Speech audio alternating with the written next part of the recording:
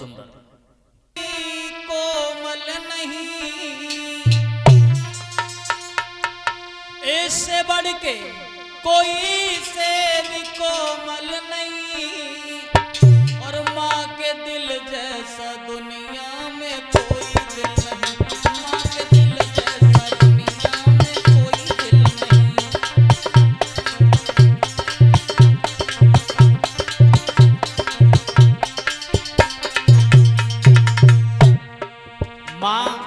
माँ होती है, माँ के प्रति बच्चे के लिए कितना हित होता है।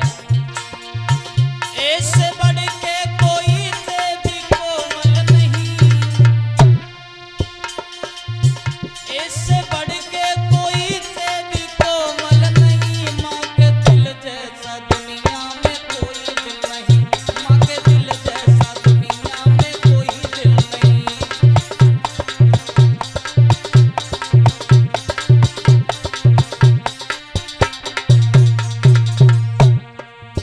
माँ के दिल जैसा दुनिया में कोई दिल नहीं होता,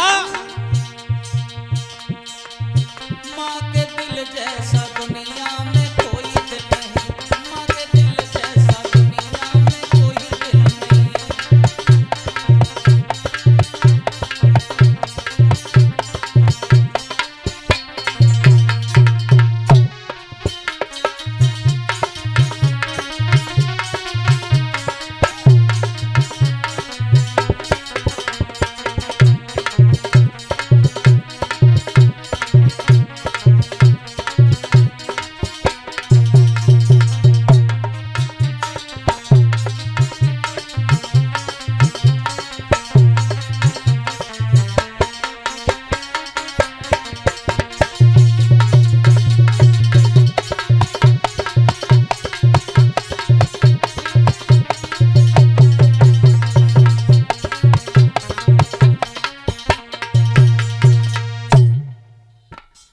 आज मां जैसे ही पहुंची कलेजा फट गया।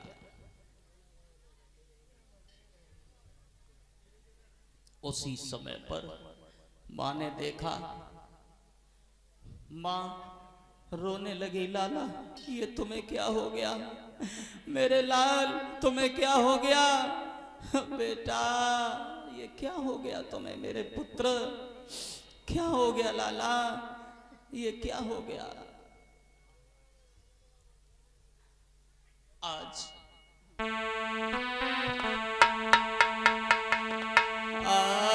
ले बेटा को गोद, हरे नारी मात की छूट गई बबकारी रे।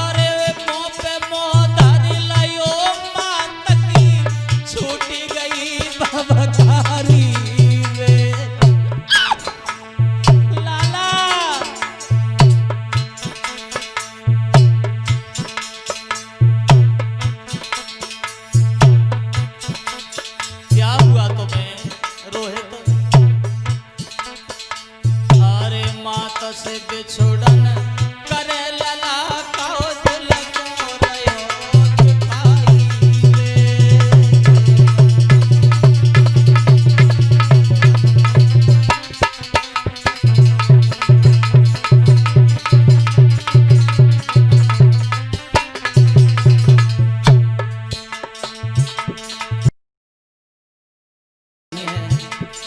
मुझे एक जहरी सर्प ने डस लिया है।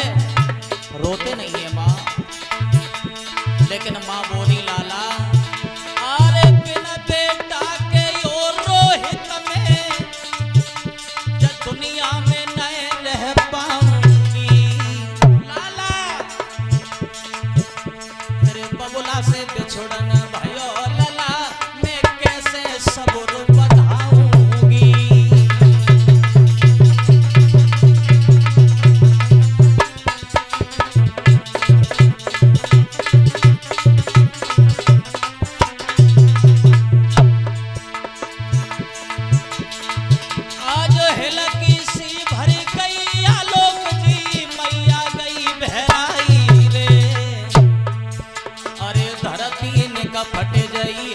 सब दुख लेके जाओ समाई रे।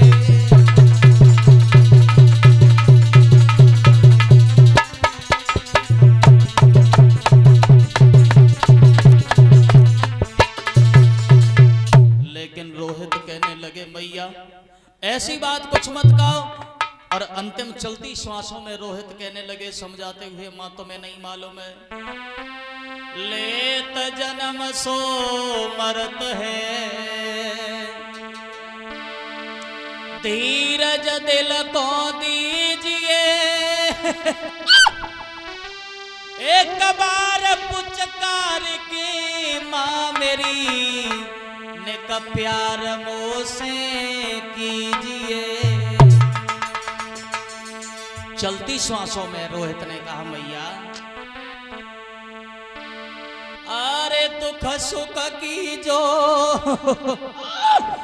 कहरी सो जननी मोसे कहले।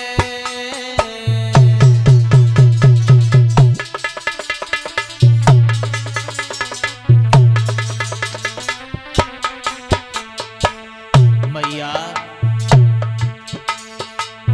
अब आखिरी परिणाम मैया मेरी तू ले ले।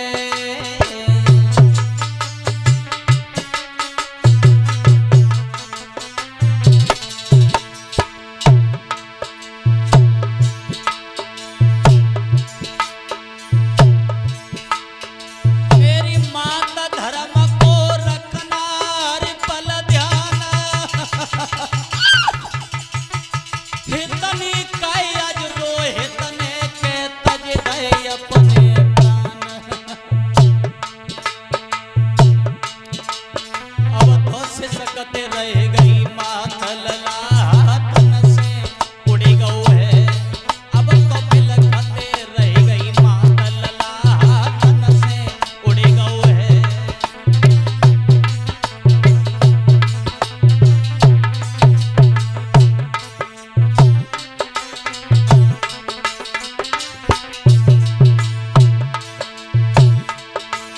हाँ तन से उड़ी गऊ है, लला तन से उड़ी गऊ है। अब तो बिलखते रह गई माता लला तन से उड़ी गऊ है। अब तो बिलखते रह गई माता लला तन से उड़ी गऊ है।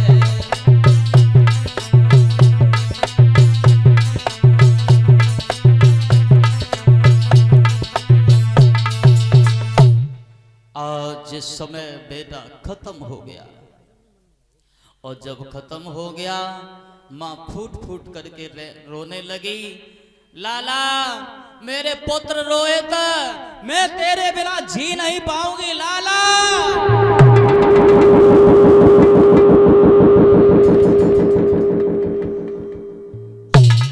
लाला मेरे पुत्र मेरे छोना लाला। ओ मेरे बेटा प्राणन प्यारे।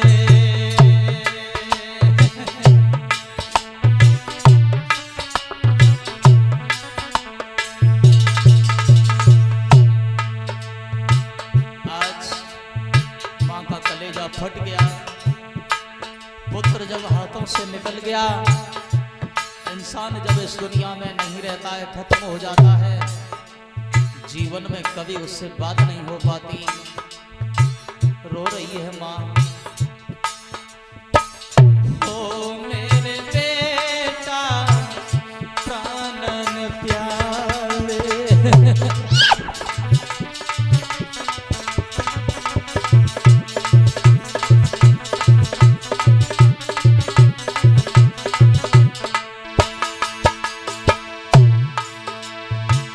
कैसे रहूंगी रे बेटा हो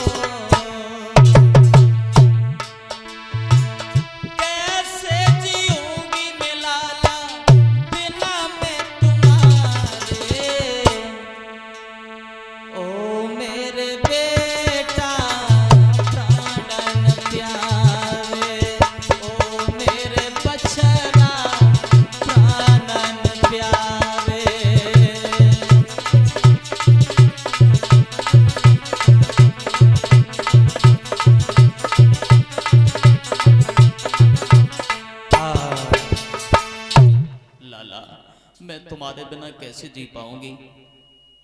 आज बेचारी अपने पुत्र को लपेट दिया साड़ी में से, मर गया। कौन हो तुम? अरे तुम ही से कह रहे हैं, अरे तुम ही से कह रहे हैं, खड़े हो जाओ। कौन हो तुम? सामने ही चले आ रहे हो। और जल्दी जल्दी से पड़ गई। महाराज तुम? बोले हाँ। क्या हुआ? महाराज तुम्हारा पुत्र ये खत्म हो गया। मैं क्या करूं? इसको दफना। कर का टका चाहिए? महाराज मेरे पास कुछ नहीं है। कर का टका चाहिए? महाराज क्या मैं तुम्हारी रानी, ये पुत्र नहीं है? रिश्ता तो हमारा तुम्हारा उसी दिन खत्म हो गया। गंगा के घाट पर हमने तुमसे कहा कि हमारा जल उठवा दीजिए, गगरी उठवा दीजिए। उस दिन तुमने हमसे मना कर दिया।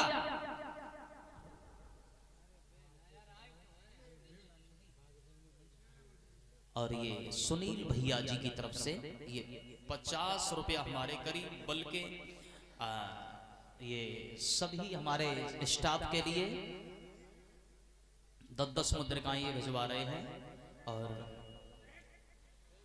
अच्छे पाल 50 रुपया प्रशांत पाल के भतीजे उनकी तरफ से आ रहे हैं। और ये भूदेव जी ये नगला ठेका से आए हैं, उनकी तरफ से 51 रुपया हमारे करीब भगवान की कथा में दान करते हैं। भगवान जिनकी मनोकामना पूर्ण करे, धन दौलत से भरे भंडार बने रहे। भैया कहा है महाराज हरिश्चंद्र ने रानी तारा से, उस समय को याद करो। कौन से समय को? अरे बादन की करियो याद, अरे बनी तुम बादन पंडितानी।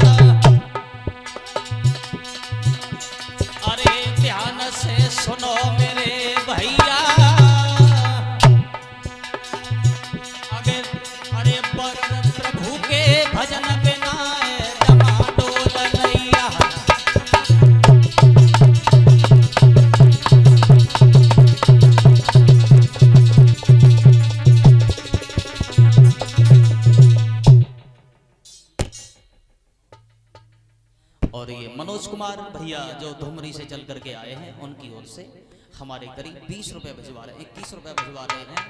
भगवान जिनके ऊपर कृपा दृष्टि बनाए रखे, धन दौलत से भरे भंडार बने रहे। आज साहब मना कर दिया और ये कहा पहले हमें कर का टका चाहिए, उसके बाद हम तुम्हारे पुत्र को दफनाने देंगे। हुआ ऐसा, आज माँ ने आधी साड़ी में से तिहाया भाग फाड़ करके रूप में दिया, तब कहा कि अब तुम अपने पुत्र को दफना सकते हो। उसी समय पर हुआ ये, जैसे ही रानी तारा को आदेश मिला गोद में लेकर के बैठ गई, लेकिन दुखिया विपत्ति की मारी उसे नींद आ गई, नींद ने दबोच लिया। लेकिन कपटी विश्वामित्र ने फिर भी नहीं माने, उनके मुंह पे खून लगा दिया और जाकर के कह दिया कि उस मंदिर में डायन आ चुकी है, वहां पर मरघट में, उसे मारो। कालू मेहतर को पता चला, एकदम से भागा, कहने लगा क्यों रे हरिश्चंद्र, इस बाग में डायन आई है क्या, तू मार नहीं सकता? और जैसे ही महाराज हरिश्चंद्र ने तलवार निकाली, आहा गजब हो गया। पीछे से विश्वामित्र तैयार खड़े हैं और तेगाली नो हाथ क्रोध के साथ गिरा फरमाई। हरिश्चंद्र बोले तो दिए जाने से मार रे तू डाहे हत्यारी।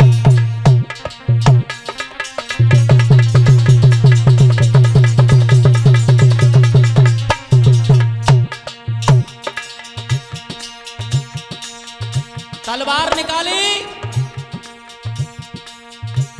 आज हम तुझे जिंदा नहीं छोड़ेंगे। तब तक विश्वामित्र पीछे से आ गए, तलवार को पकड़ लिया।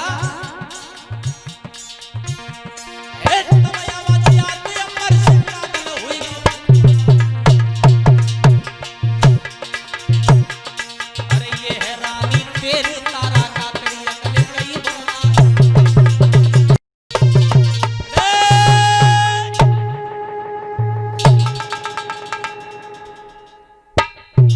आज उसी समय पर विश्वामित्र ने आकर के पकड़ लिया तलवार और कहा, हरिश्चंद्र आज हम तुम्हारी भक्ति से बड़े प्रसन्न हैं, त्याग से तुम हमसे वरदान मांगो। जवाब दिया महाराज, मिट्टी में मिलाए क्या वो कहा तो वरदान मांग ले, तुम हमें क्या दोगे, हमें कहीं का भी नहीं छोड़ा तुमने। जवाब दिया नहीं मांगो, मैं तुम्हें पुनः फिर से राज्य वापस देता हूं। बोले राज्य से क्या हो जाएगा, मेरा पुत्र था वो भी छीन लिया, खत्म हो गया। बोले नहीं, आवाज लगाओ पुत्र। पुत्र को आवाज लगाई, पुत्र आ गया, मां की गोदी में चिपक गया। कहा बेटा तुम कुछ वरदान मांग लो हमसे। तो आज वो बालक क्या कहता है, जब जब हमारा इस भूतल पर जन्म हो तब तब हमें ऐसे ही माँ और बाप मिले, माता पिता मिले, बस हम और कुछ नहीं चाहते हैं। रानी तारा से पूछा तुम कुछ मांग लो, तो रानी तारा ने भी वही उत्तर दिया, जब जब इस भूतल पर मेरा जन्म हो तब तब मेरे ऐसे ही पति हो, ऐसा ही मेरा पुत्र हो रोहित की तरह। हरिश्चंद्र से पूछा, हरिश्चंद्र वही मांगो, तुम क्या कहना चाहते हो? हरिश्चंद्र ने वही उत्तर दिया, जब जब इस भूतल पर मेरा जन्म हो तब तब ऐसी ही मेरी पत्नी और ऐसा ही मेरा पुत्र होना चाहिए। क्योंकि बताया है इंसान को जीवन में पहलो सुख निरोगी काया और दूजो सुख संपत्ति माया, तीजो सुख सुलछड़ी नारी, चौथो सुत होए आज्ञाकारी। इन चार सुख हैं तो इंसान के जीवन में कोई दुख नहीं है। बोलिए गोविंद भगवान की। आज पुनः फिर से राज्य वापस हुआ है।